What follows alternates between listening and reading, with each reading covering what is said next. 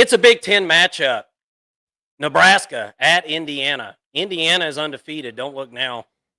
If you haven't been paying close attention, and you probably didn't even realize what Indiana has done this season. And considering what we've seen over the last couple of years from Indiana, it really is a modern miracle in college football. Welcome to the First and Long College Football Show. I'm Marcus. That's Mason. And we've got a big game breakdown for you today. As I said, Nebraska on the road. Indiana is a 6.5 point favorite now. Mason, this line keeps going up in favor of Indiana. Over under set at 50.5. That number's going down. Not typical that you see a spread go up and a number, an over under number go down. Pretty interesting stuff. This one will take place out there in Indiana on at noon Eastern time on Saturday. Curt Cignetti has done a fantastic job with this team, and that's a clear and obvious understatement. Curt Cignetti, if you don't know, is a guy that really kind of, I won't say cut his teeth in the Division II, but as a head coach, he cut his teeth in Division II ranks at James Madison and a couple other places, a couple other stops along the way. Was an offensive coordinator at some big schools back in the day, and then decided to go the D2 route. Really, as Curt Cignetti would tell you, bet on himself. He took a bet on himself, and he won. And here he is at Indiana. And look, guys, if you haven't really watched anything on Curt Cignetti, an interview or anything, I encourage you to go and do that. The Big Ten Network did a really good job on an interview with him a few days ago, and I'm just super impressed with this guy. I mean, a drill sergeant of a coach, if I've ever seen one. And this guy, I just feel like this guy really gets it. And they went in the transfer portal this offseason. They got a ton of help through the transfer portal, pretty much at every conceivable position.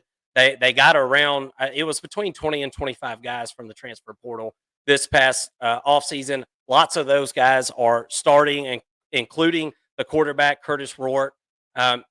Look, and we'll kind of start on the offense there for Indiana. You see the offensive stats for them this season.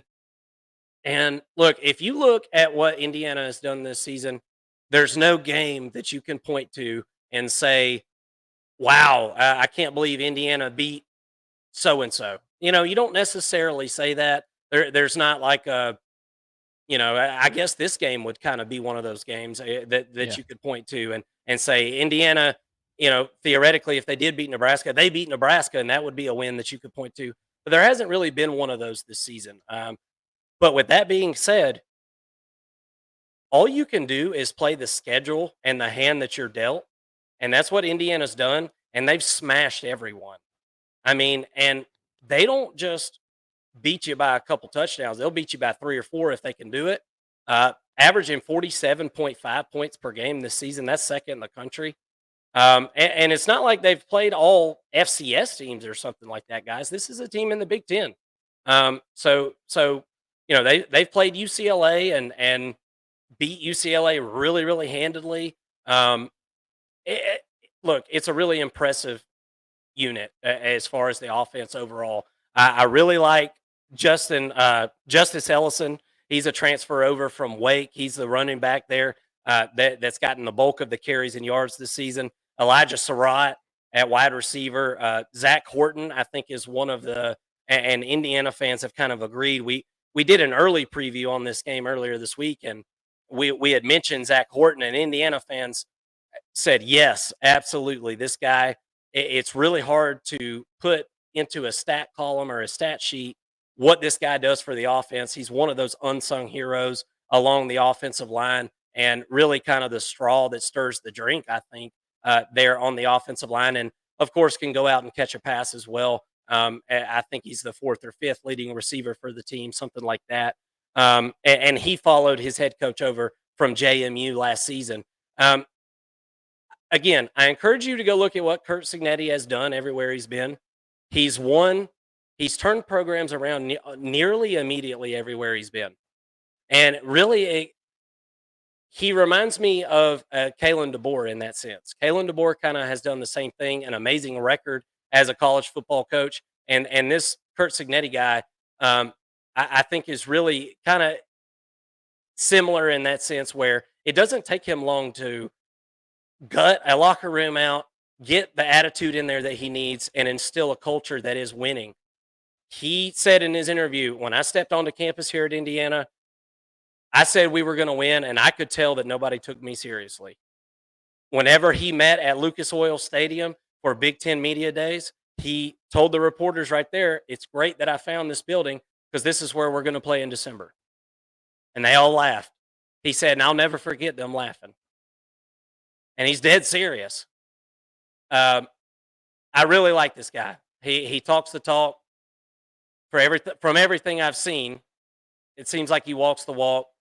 You can't find a stat that they're not good in.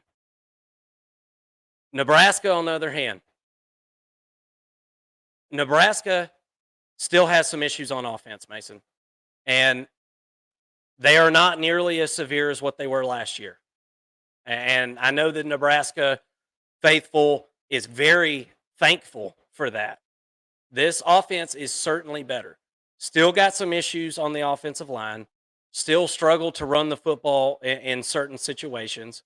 The passing game is clearly much, much better. But Dylan Raiola, a first-year starting guy, there's been situations where you think, okay, maybe in a couple years he's able to work his way out of this situation a little better, or be able to run this system a little better.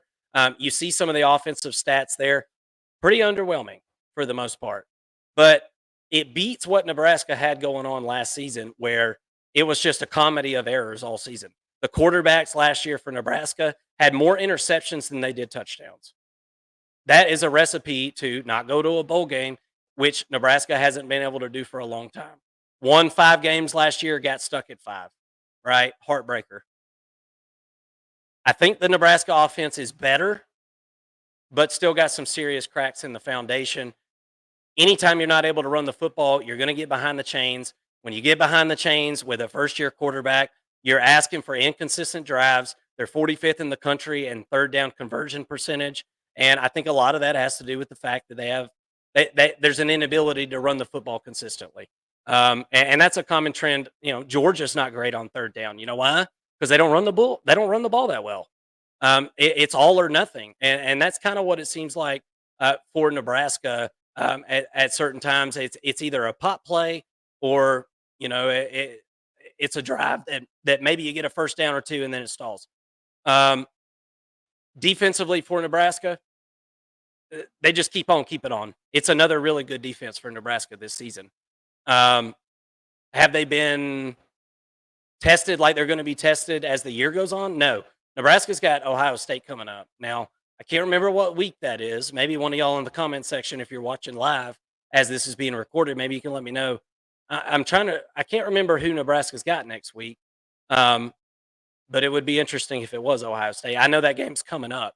And my point is, Nebraska has not faced the best offenses that they're going to face this season. But that doesn't make me back down from this defense. I think this is a good defense. It was one that was good last year. You return a lot of guys. I think they're maybe a step better than what they were last season. And I think the defense, some of the numbers here have even struggled a little bit based on the fact that the offense has failed to sustain drives. But I think this game boils down to Indiana's offensive line, and are they able to physically dominate this Nebraska defensive line? I think that's really what this game boils down to. We haven't seen Indiana really tested on the offensive line, I don't think, quite yet, just judging by who they've played so far this season.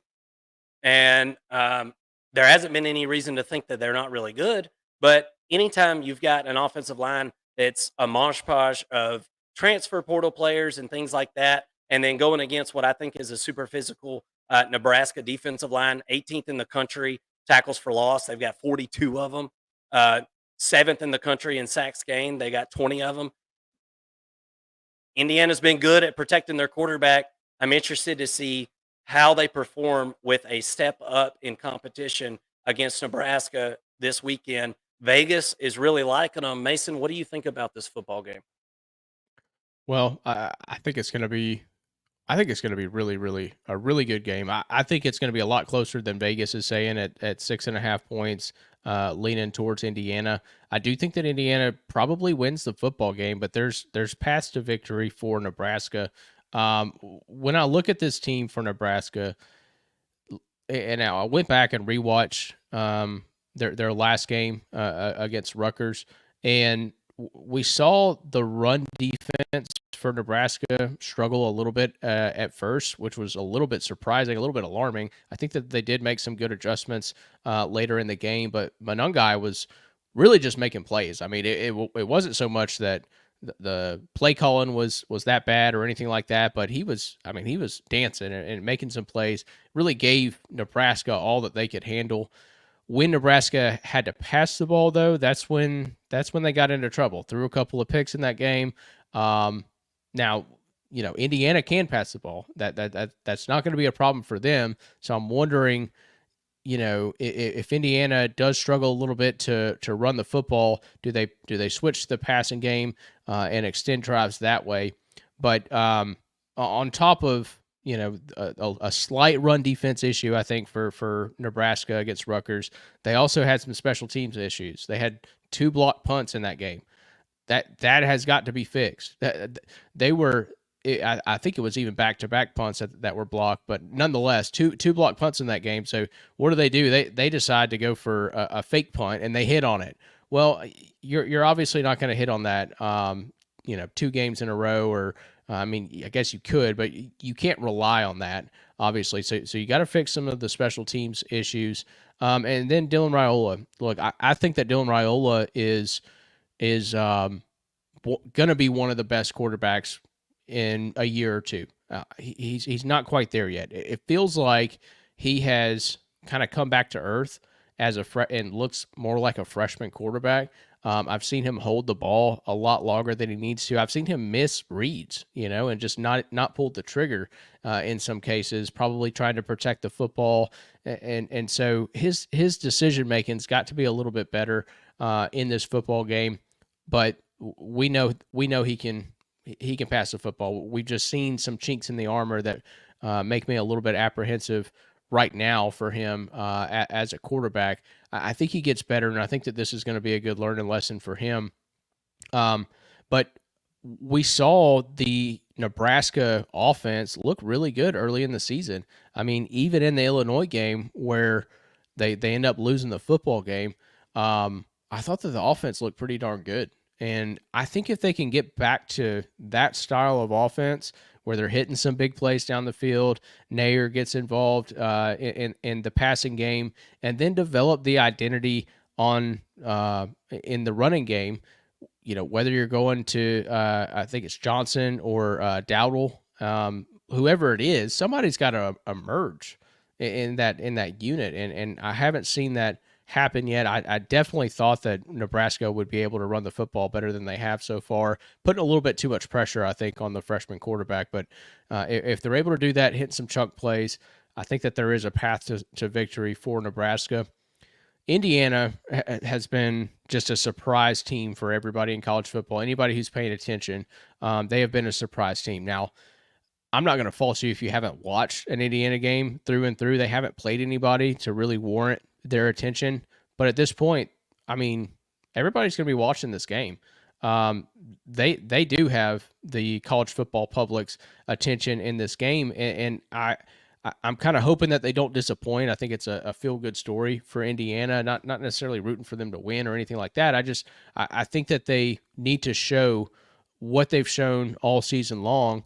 And just play it. It's going to be a closer game, but play your same style of offense, play your same style of defense, and do what's gotten you success to this point in this game this week. And some of the things that have brought them success is their ability to extend the drives on offense, and not just extend the drives, but finish with touchdowns. That they don't have a ton of deep shots where they're just going 75 yards down the field and scoring. It's not that type of offense, but they're moving the sticks on third down. And then when they get into the red zone, their red zone touchdown efficiency is 6th in the country at over 81%. They have been really effective. They are relentless at finding the end zone, and that's been a huge reason for their success and a big reason why they're second in the country in scoring defense. When you look at the defense for Indiana, I mean, they're also playing really well. They've got a DB, Amari Farrell. He's got 2 interceptions on the year. Another DB, Jamari Sharp. He's got 5 pass deflections.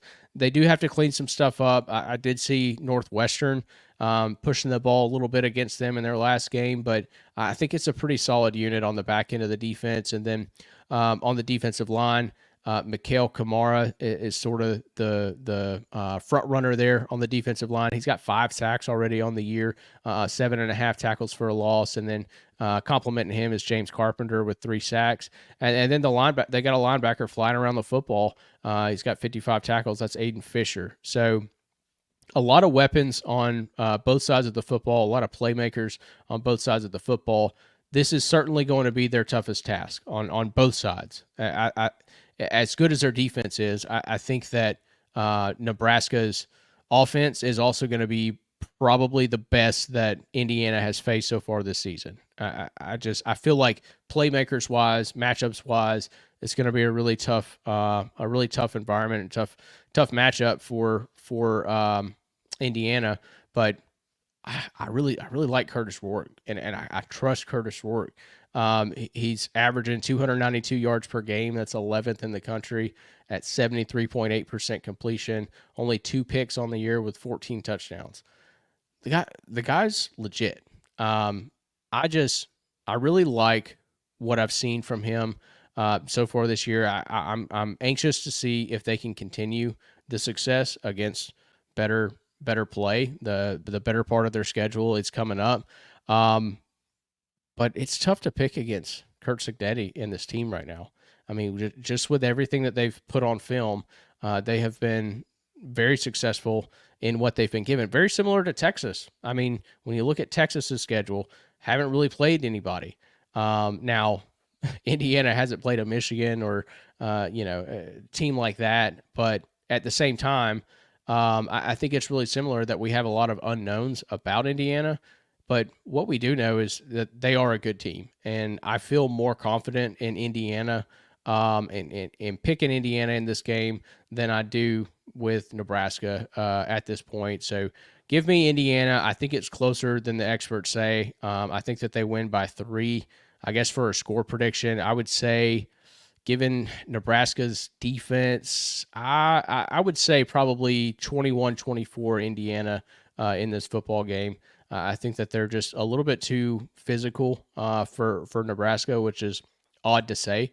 But this is a very physical team that also gets good chunk plays as well. And like I said, just extends the drives. Nebraska hasn't been that great on third down on defense.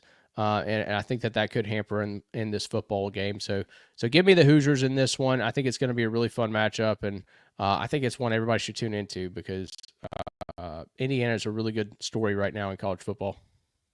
And they're a wagon to bet on right now, which prompts me to just by default right this second, especially with it being 6.5. You guys might want to hurry though, because if this thing gets to a solid 7, and I'm just talking betting world here, if you're into betting, and if you are into betting, we have a Thursday betting show every Thursday. It's called Between the Lines here on the First and Long College Football Show, 7:30 p.m. Eastern.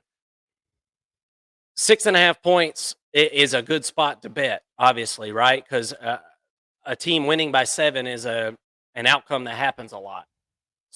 But as soon as this thing moves to 7, I don't know. I don't know how much I love it anymore, just because of the fact that we haven't seen Indiana in a spot like this against a team this talented. But at 6.5, I'm ready to take Indiana minus 6.5 here. This is a senior laden group for Indiana.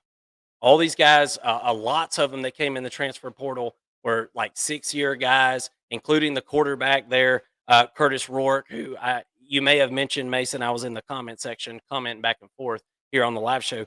But Curtis Rourke, I mean, he has just absolutely tore it up. One of the best quarterbacks in college football this year, second in the nation as far as QBR. Now, I won't pretend to act like I know what QBR is, but he's second in it. And I really like this guy. They seem really solid as a football team. I like Kurt Signetti.